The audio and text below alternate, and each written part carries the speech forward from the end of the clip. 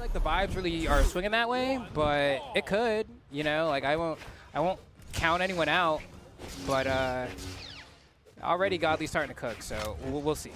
So the biggest thing Acno is looking for today is a solid placement to kind of overwrite his 13th place that he got at Trial of Frig. Like, that's really holding him down right now. It's weighing his points down because it's not very many points compared to, like, the top 4 that you essentially need to be in on average to make it in to the Royale for that qualification. So really, he has to focus on that as much as he possibly can, and not even just getting into top 4, but pushing it truly as far as he can, not just for this tournament, but also for the potential Royale. Okay, man, this is actually looking pretty tough for Acno, which is kind of what we were saying beforehand. But one thing I do want to point out is how, like, effortlessly Godly's dealing with kind of the Yumiko hammer down sig spam, right? He's like, he comes in with dash up spot dodge, and then, like, if that's the move that Acno chooses to go for, he just reacts with whatever weapon he has in hand. It's like a very easy, like, kind of like option select adjacent type of way of dealing with it.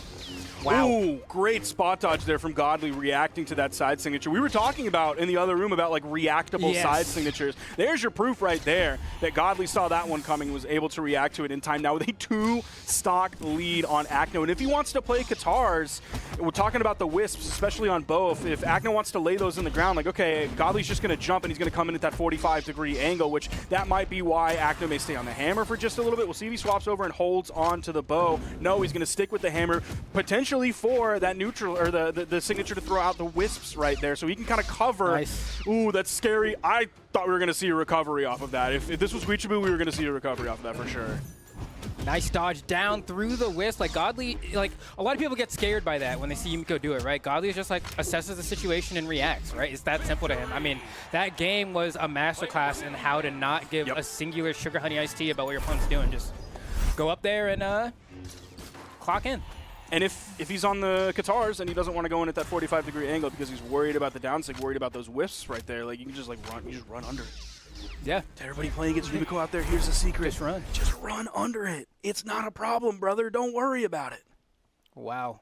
Yeah. And there's the insta-swap. Insta-swap over to Koji because the Yumiko was not it. This is a classic Acno pick right here, even before, like, the Kaya that everybody talks about with the moment of BCX with the GC neutral signature, the, like, one of the clutches of all Brawlhalla history. He's going back to, like, the old digging deep in the pockets, of course, for the Koji. This is the legend that he ran EU with for a long time before Godly came around.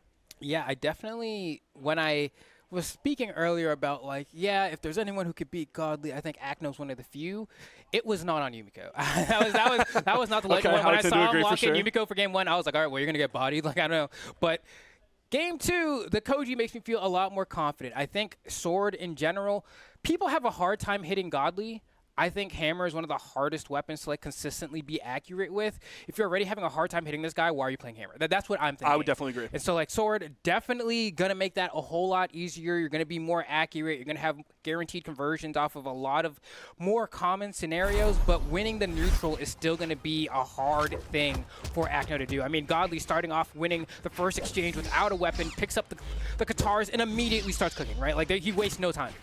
So we'll see which weapon Acno wants to kind of focus on to deal with these Katars from Godly. Of course, the first one he picked up is the bow. Does he want to play that, like, greater range game? Ooh, that was a little bit scary right there. Godly, of course, recovering. That gets him into the wall as well, puts out a hitbox, and also resets his jump in the long run. The damage is, like, not in Acno's favor so far. He's already getting into the deep orange, now in the red after that down air. Godly swapped over to the sword.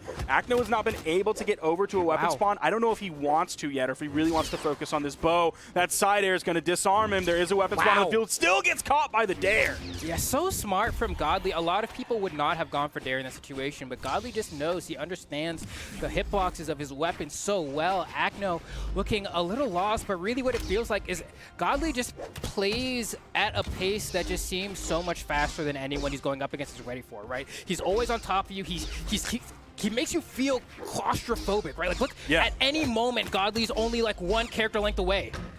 Jesus. And then he'll have these micro pauses. Yes. Where it's like just when you get used to what he was doing, he changed it up. So you're reacting based on what he was doing like a microsecond ago. Yeah. And so you think you got the drop on him and you figured it out, but all of a sudden here comes that hesitation or a hezi. as Photo likes to call it. And then you're like, oh, okay, now I realize he did that. Oh, I'm already getting hit again. It's like the baby switching up the flow, you know? You're like, you get That's so disrespectful to Godly. That is so disrespectful to Godly. Listen, oh my gosh. I'm just saying, when it's consistent and then there's that little break, it's like, what? I didn't expect this from you. Let's say it's more like MF Doom than the baby. Oh, man. Anytime people think I'm disrespectful to Godly, I've never been that bad. Listen, Ziva's my goat, all right? But, like, sometimes the metaphor just comes. Ooh, he's so good. He's so good. Really He's just so much better than everyone else. Like, I want to see Acno bring this back, but it's not going to be this game. And this is what I was talking about earlier about, like, when you play Sword, like, yeah, you can play the old, like, textbook flowchart Sword and still do well. You can, like, put in a little bit of modern movement maybe, but or you can push it forward. Godly is one of those people who pushes it forward, and he's playing Sword like this. If you look at, like, a Meg D Val, or even the Val we saw earlier today, not playing Sword quite like this. I think one of the toughest parts is that a lot of people play Brawlhalla in a way where they put a lot of hours in, and then their punish game becomes a lot of things they've rehearsed in the past, right? And so, like, they hit a certain move, and then they just kind of let their brain go, and it just does the thing they've practiced a billion times. And so it gets really weird when you run into someone like Godly, who, like, has that trained muscle memory, but also is active in the game with you. And so, like, for the guaranteed stuff, he gets it every time, but then he knows when to, like, actively take control of his character and see what the situation is and then react to it. And then it makes you feel like no matter what I do, it seems like I'm always getting hit. Yeah. He gets in that flow state. Yeah, he locks very well on Sword more often and for a longer time than a lot of other people do. He's not worried about, like, going through the database and through the table and searching for the follow-up every time. It's like it's just there. Try to solve the game. You know what I mean? I can do this in every single situation. Godly doesn't care about that. He just sees the situation and does what he thinks makes the most sense, and he has the reaction times to support it. And that's why Brawlhalla is harder than chess. And if you were put into a time loop, a Groundhog's Day situation, and you had to either play Kasparov or Godly, I would beat Kasparov before I beat Godly. Yep, for sure. Yep. I hope Last is watching. The butterfly effect is in full effect. But let's see if Acno can at least get one. You know, I'd love to see Got a lead. All right, D-Light recovery away. In fact, I don't even think he needs, like, a D-Light. He can probably do, like, down sig, which is a great thing to go for right now if you're Koji. There you go. I'm goated. And I think that barely had enough. Like, you called it spot on to grab that, and that barely had enough. Because it's just like it covers so much space in front of you, right? Like, why not? It's a pretty, you just try to get stacked with your opponent as quickly as you can, and you just throw the move out. It's just too hard to avoid. Oh, he survived that. But will he make it back down? He comes down with an air. Can we keep the juggle going? Goes for the N-Light. Doesn't hit, but that side light gives a huge opportunity. Goes for that extra greedy D-Light, and that might cost the stock here. Can Acno get back on the stage? That's a punish. He needs to hang on to this stock as long as possible. God's going to play it safe, really far back from the corner. He was ready to react if Acno wanted to reach out like a GC D-Light. He was ready for that one. Nice. If I'm Acno, I'm being very careful about swinging first here. Can grab cancel D-Light to recover here. Okay. Ooh. He survived. Yeah.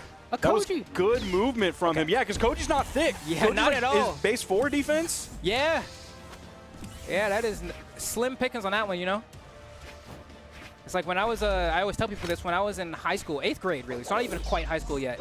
You know, I'm a skinny guy. And people would come up to me and they'd say, Flambeau, every time you turn to your side, you disappear. Right? And that's kind of the vibes you get from Koji. Definitely on the thinner end, you know what I mean? Definitely has technique, but not the beef. I was 98 pounds in high school, carrying around 40-pound drums in marching bands. So I'm right there with you. I look a little bit different now, but back then we were in the same boat. Okay, Acno's managed to slow the game down a bit, but for how much longer? Godly finally kind of taking the driver's seat here a little bit, but Acno's able to retaliate. Oh, I thought he was going to go for down air there. Recovery's not going to KO. Needs a D-Light recovery here to find the stock. He tries to go off that platform with it, and he's just hitting so many buttons, right? That Koji dexterity really coming to full effect here. Oh, another one. He still picked that up. That could have been anyone going for that hit there. It's just Godly pulled the trigger first. Okay, Acno, you saw the attempt to go off stage. He's able to find the KO very quickly with the unarmed kit. Going back over to the bow. His sword's been looking really good this game, though. the side lights he really likes. He keeps going for these down lights after the side light, and it hasn't been working. Godly understanding what ranges he can jump out of that. Spot dodges this time, so if I'm Acno, I'm looking for a side light. I'm looking to bait a spot dodge from Godly and getting a huge punish out of it. That's my game plan. If he can get another side light. You know, I mean, that may be what he's doing, because you see him go for the side light and then not commit to anything because Godly's not doing the stimuli response that he wants. So he's going to be safe. He's not just going to go side light, D light, into the neutral light, or into the recovery like just a flow chart where you have to do it every time. He's really waiting for those reactions rather than a read. Ooh, that's going to be tough. Yeah, that Sarah was ill-advised. Maybe wanted a side light, but thought he was grounded and wasn't. Ooh, that was not the best dodge down there. Almost cost the stock and the set here. Effectively one more chance for Acno to stay relevant in this set. But Godly looking to close things out here. Goes for the down sig. That's going to be a punish. But only one unarmed side air. No weapon either for Acno. Godly just looking for that final D-light. Goes for it there. Gives Godly a chance. Goes for another D-light. He's just smashing KO options. He understands he has enough stock to work with here. But he does need to be careful, and that's going to be it. He plucked him out of the air. You even saw the sweat beads coming out off of that. So he was also being careful, despite throwing out a lot of just like moves that he could hopefully maybe grab Acno out of the air with in the moment, a stray hit here or there to do it. He was still like at the end of it. He was in sweat beads there. He was past like halfway through his stock. So the potential was there for Acno. That was